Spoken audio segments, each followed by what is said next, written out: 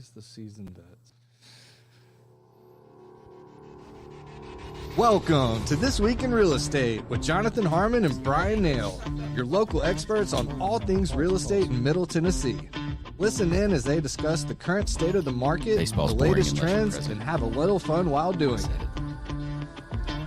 We do want to say the opinions voiced on this podcast are for general information only and not intended to provide specific advice or recommendations for any individuals.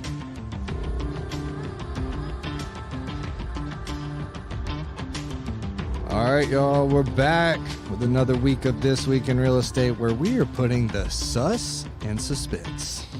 That is right. So normally Bryan and I share show notes and talk about what we're going to talk about. And this time I said, I'm going to do the shiny penny, but I'm not telling you what it is. And he said, fine, I'm going to do the pro tip, and I'm not going to tell you what it is.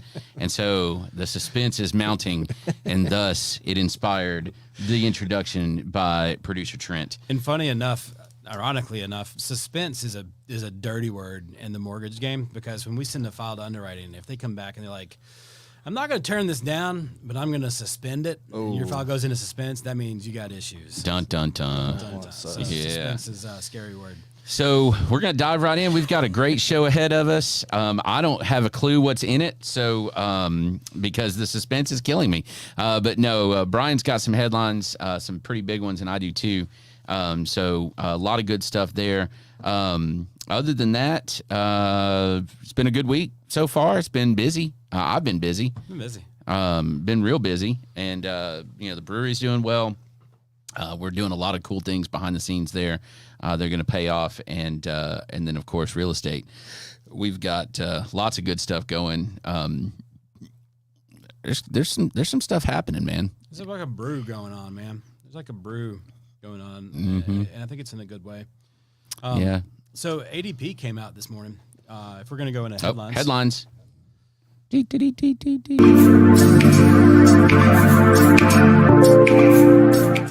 Never actually seen that. Do you actually have a sound? It's awesome. Yeah. Okay. It's really awesome. Right The people watching know. Okay. Headlines.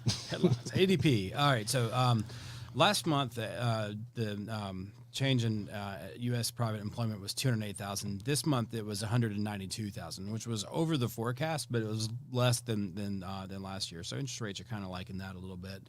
But I wanted to kind of get into some of the nitty gritty of it this month. We don't. A lot of times we just give the high level number and we don't really talk about what the segments of the economy are seeing. So just to quote Nale Richardson, the chief economist at ADP, hiring was broad-based in April. Only the information sector, telecommunications, media, and information technology showed weakness, posting job losses and smallest pace of pay gains since August of 2021. Say those sectors again.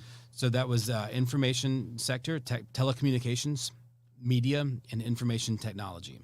Okay. So that was really the only sector that posted job losses and also had the smallest pace of pay gains since August of 2021. So when you're looking at the change in employment by like the business size, small businesses, which are 1 to 19 employees, added 39,000 jobs. Employers with 20 to 49 employees, so still kind of in the small business realm here, actually lost 1,000 jobs. Your mid-size companies, 50 to 249 employees, added 46,000 jobs. So think about that. Your small businesses who have 50 to 249 employees, they had 46,000 jobs in that segment.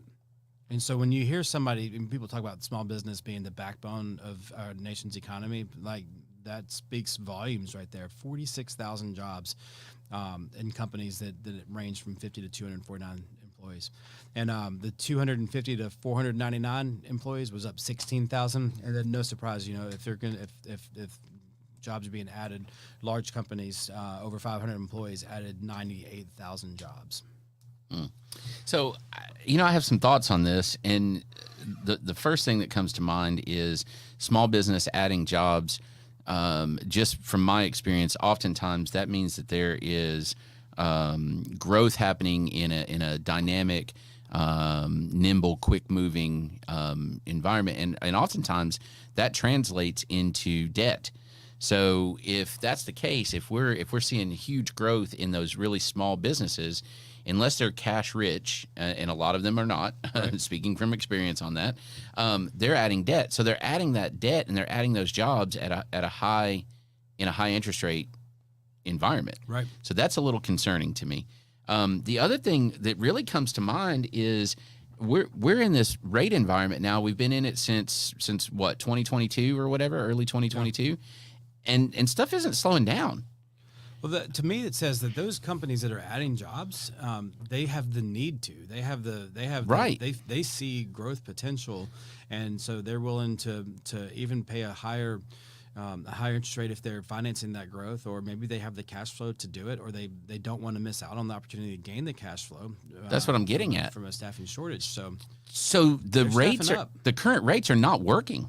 Right. Is what I'm getting at. Right. If the goal is to pull down inflation, the rates are not working. Well, that's what the Fed's going to talk about this afternoon, and that's why all these employment numbers, you wonder, why do these employment numbers affect our interest rates? Well, we talk about this because what do they mean? Yeah. Right. So guess which sectors added the most jobs? Let's go to the top two. Health? Nope. Manufacturing? No. I don't know. There was my two guesses. Those are your two guesses. You missed. The number one was leisure and hospitality. So does that mean people are still traveling and eating out and going? Honestly, that's even worse news. Right. And so the number two was construction at 35,000. The two that you guessed, manufacturing, was 9,000, and health, it's education and health services, 26,000. So your top two areas are leading indicators of an even more robust. Yeah. So it's not working, Fed, is my point. Don't tell them that too. Well, it's not. And here's the thing. I'm more of the mindset of this whole BS idea of this soft landing thing. Yeah. It's not going to happen. Yeah. And I would be very curious, and I don't even know how you do it because the access to information is completely different.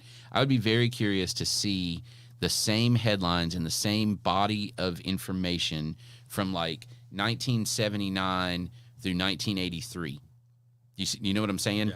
And are we mirroring the same trajectory as they were then, when all of a sudden rates had to go to 16, 12, 13, 14, 15% in order to pull that hyperinflation down? Yeah. Are we tracking that direction? Like, are we repeating ourselves? Do you know what I'm saying? Do you know what you're saying? And I'm sure there are some great minds that are studying that. And that's what the Federal Reserve has wanted all along. They did not want to make that same mistake. That's why they have not. But it's not working, dude. 7%'s not doing it on a mortgage rate. Even, if you think about it, towards the end of last year, they were starting to kind of think, okay, maybe we can go ahead and do it. And they were like, no, we're holding serve. We're not gonna lower rates yet. Thank goodness they didn't. Right. Right. Whew. Right. Inflation would be wild if they had. So they're seeing the course, and I think I know you've got some headlines, so I don't want to segue over into market movers just yet. But we do know that they're meeting today, and they're going to release some commentary. Nobody expects them to take any action, but we're going to listen to what they have to say. Yeah. Well, my headlines are fuel on the fire. Are you ready for this? Let's roll. Of course, it's May 1st right now, and so I pulled April's numbers. This is just for Rutherford County, okay? And everybody says it, but Rutherford County is an anomaly, or it's insulated, blah blah blah blah blah blah blah. But I don't think that this particular trend set, right? The numbers might be different, but I don't think that the trend is different. So check this out. Are you ready for this?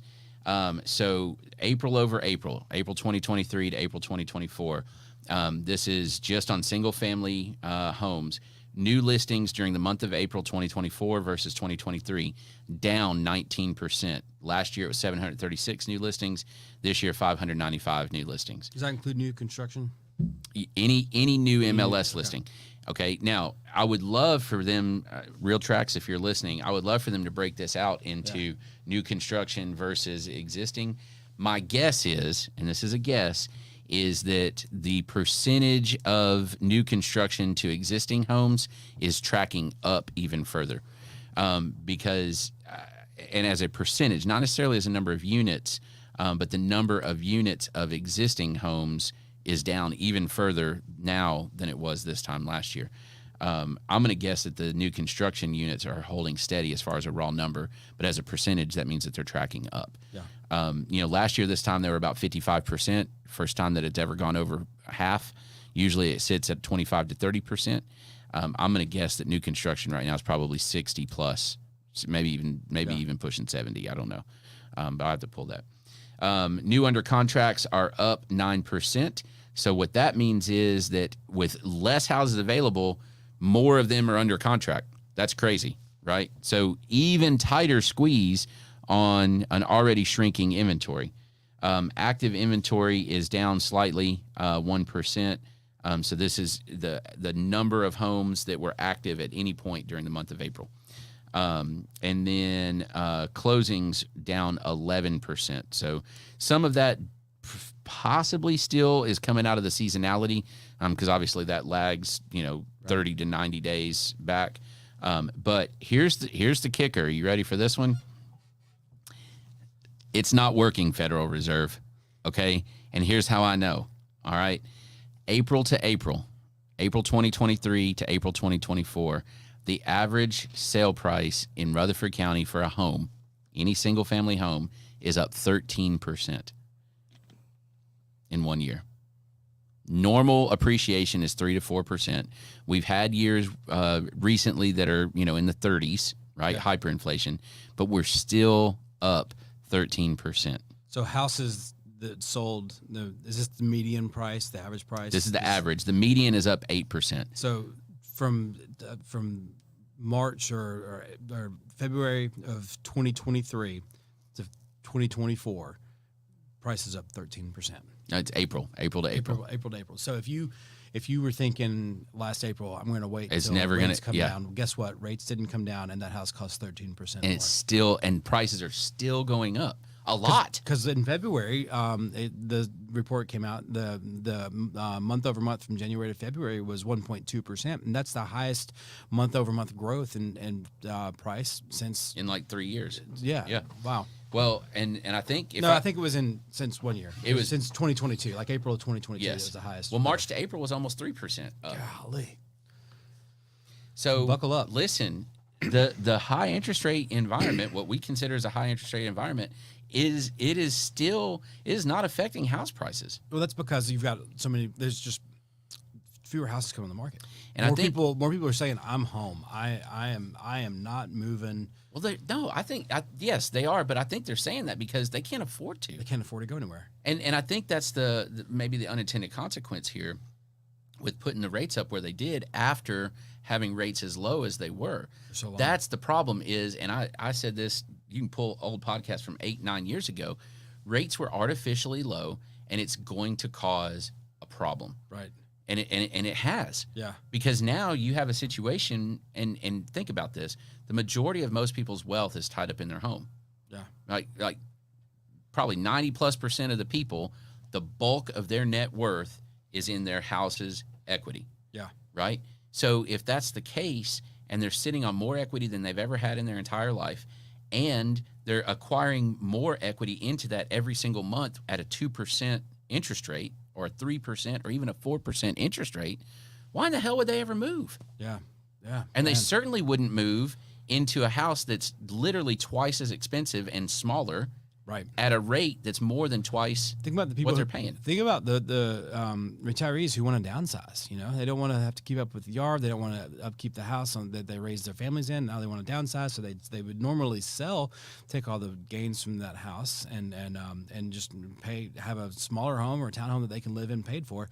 And you still see a lot of Del Webb communities moving into the area, but man, like it's tough to even downsize right now. It's tough to do anything. Yeah. And I guess my message here is, if you're waiting for the bubble to burst, or you're waiting for whatever to happen, I don't know what that looks like. What's going to cause the bubble to burst? Yeah, we've been saying it for a long time. What's the catalyst to make that happen? So we can't figure that out. Here's the thing. Let's go this route. Let's say that all of a sudden rates go back down to 3%. That's what everybody thinks is going to make it happen, right? And we're going to have all these things flood the market, and there's pent up demand to sell and pent up demand to buy, right? And we're going to completely flood the market with listings, and everybody's going to buy, and it's just going to be this fruit basket turnover, right? Let's pretend that happens. Okay, well, let's take that to the next. We still had 13% growth in 1 year with high rate environment. What do you think is going to happen? Maybe we lose 13%. Maybe there's enough activity where that happens. Or maybe there's so much demand because people are selling and they're buying. And then also everybody else is jumping in to buy. Yeah. And so it drives demand up even further. And then what happens? There's plenty of demand to keep up with that supply boom that you're talking about. They keep going up. Yeah, it's just, it's a runaway market. You're not going to pull... short of something absolutely catastrophic, you're not going to pull house prices. They're not going to go back to the threes. I think if we can settle down in the low sixes, high fives, and if we get into the high fives, I think that's when you'll see what you're talking about start to happen. That's all it takes. It doesn't have to go down to the threes for that to happen. But there is no scenario where house prices come down. No, there's no scenario where house prices drop. There's two. We can get into population counts and overcrowded and everything. I mean, there's no scenario where prices drop.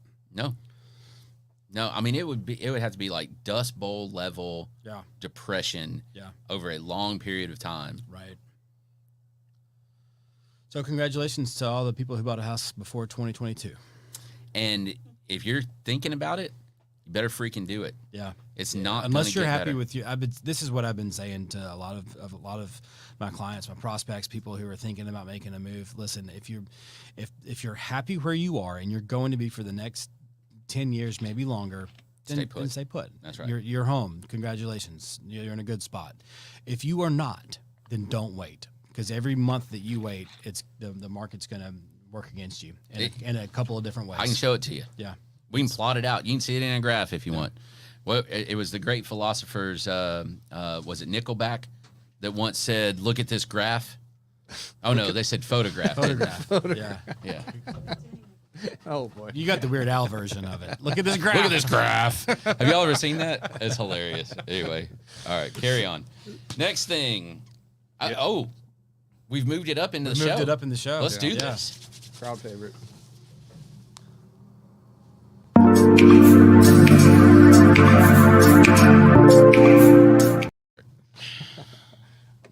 Yes, this is in fact real. Coming in hot. This one might be my favorite to date. It's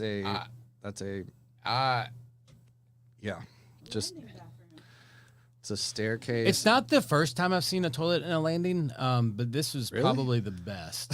Wait, hang on. This isn't the first time you've seen it. Was that toilet attached? Yeah. It was a real estate picture years ago, but I've seen something like that before. But I love the way they kind of mask the toilet paper, like with other plants on the windowsill. So like, we're gonna put a toilet paper roll here instead of like attached wall, because there's not a lot of wall space where you could reach it. So they're just gonna stick it up there, but kind of. The plants really are kind of camouflage it with all those. This is the ultimate open concept. I mean, if you think about this, let's pretend. Let's pretend that that the master bedroom is up above this, and that the living room is right below this, right? So you wake up in the morning, you go downstairs and you start cooking breakfast, and your significant other wakes up and has to go to the bathroom, and so you can have a conversation. Talk through the day's plans and activities. Yeah. Yes, this is in fact real. And they didn't put carpet. Like, if I would probably have a problem with this if the flooring was carpeted there. Really, that's your problem with it? That's the only problem. But at least what is the blue clean up thing? the mess. Is it a watering can? Yeah, that's for the plants. Oh, I didn't know if that was like a bed urinal thing. A bedpan? No, the one with the little pan. Cup and the thing, and Yeah. Oh goodness. Yeah. Well, it is in fact real. That's beautiful. That's a first. That's a first for me, not for Brian. Yeah, and that's a great good. point, Missy. The lid to the toilet bowl is green. Well, yeah, It's it's a nice decorator. to match the plants. It's pop of color, right? Isn't that the word? A pop of color. I Pop need an of accent color. wall right there. That's incredible. Oh man. Oh, I see what you did there. Oh, fantastic. Okay, market movers. Market movers.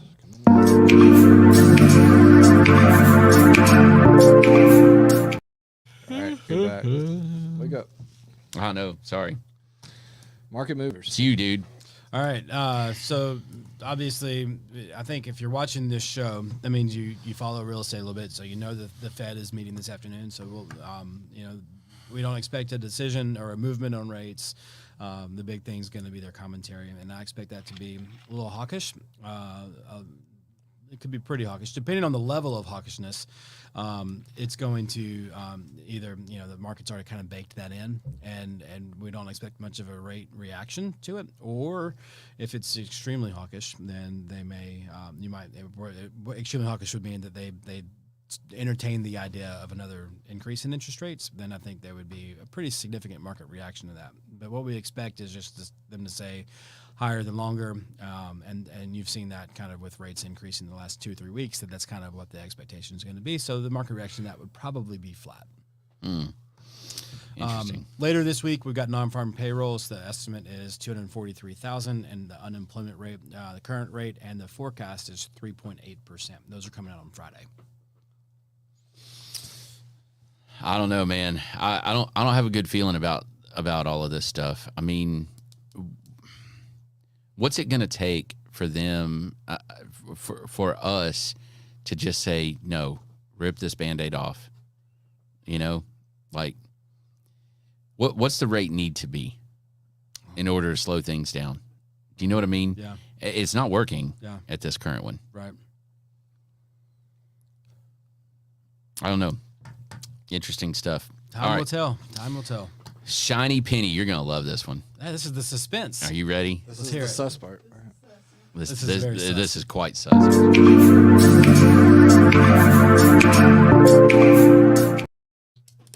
Back to you. All right, I'm stretching a little bit. Okay, here's my shiny penny.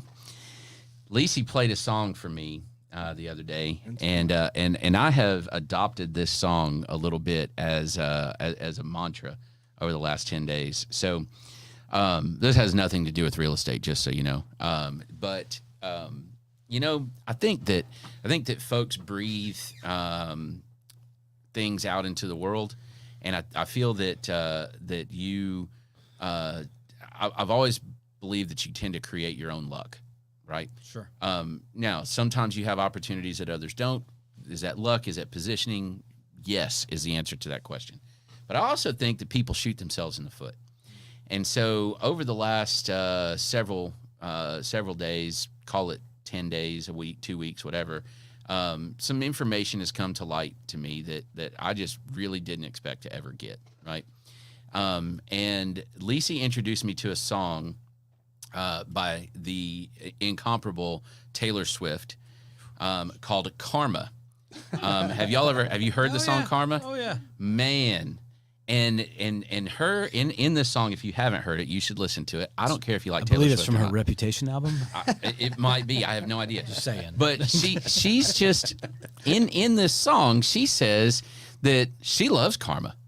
She keeps her side of the street clean, and Karma's a cat sitting in her lap purring. All of this kind of stuff. Like she loves karma. Karma's great. But yes, exactly. I heard that too. But you, on the other hand, suck at life. Not me. Not you, but the person she's singing to, and is like, yeah, you wouldn't know what that means because karma's a bitch for you. Yeah.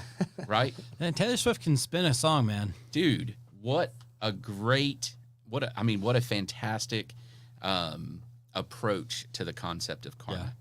Yeah. And I here's what I'll tell you. Things always come to the light. Yeah. They do. And anyway, so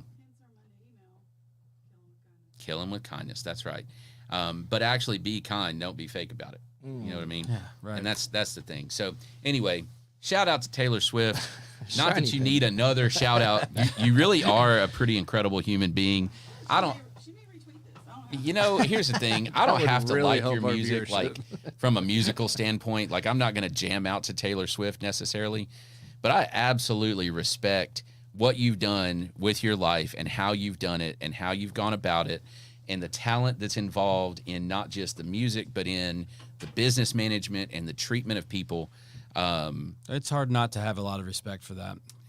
Well, I think most of the folks that don't are just jealous. And I will absolutely rock out to some Taylor Swift songs. Now, not all of them. I might, but I won't tell anybody. There are some that I will, and I've gotten past the point of shame on that. Or past the I'm point not ashamed of awkwardness with it. Like I will turn on. I can't think of the name of the song, but there's a couple that I will rock out to, man. Absolutely. Yeah, Bad Blood. Come on. So what happened for me? My paradigm shift with Taylor Swift was when Ryan Adams covered 1989. He was breaking up with Mandy Moore, and Ryan Adams is a good singer songwriter, and come to find out he's not a great person. But he tweeted at Taylor Swift, "Hey, I'm in a funk from my relationship ending, and I'm just listening to your album 1989. These songs are great. I'm gonna re-record them all in the tune of like the Smiths and just kind of like make my version of your album." And Taylor Swift's like, "Oh my gosh, that'd be great, amazing." So they tweet back and forth a little bit, and so he does it. He records his own version of her album 1989, and it made me listen to those as if like a singer-songwriter wrote them, and the lyrics and what they say, and just not quite as poppy. Yeah, it's not quite as poppy. And I heard the lyrics in a different setting and to a different sound, and I was like, those are really thoughtful, like really good lyrics. She's sharp, dude. So she is that sharp. was when it shifted in my mind a little bit, and then when my daughter started kind of getting into Taylor Swift, it was just kind of like, all right, we're all in now. Yeah, yeah. All right, next. Do you have a shiny penny? I don't have a shiny penny. All right. Do you have a pro tip? I do have a pro tip. Okay. Suspense. Oh, that's right. You do have a pro tip, and I don't.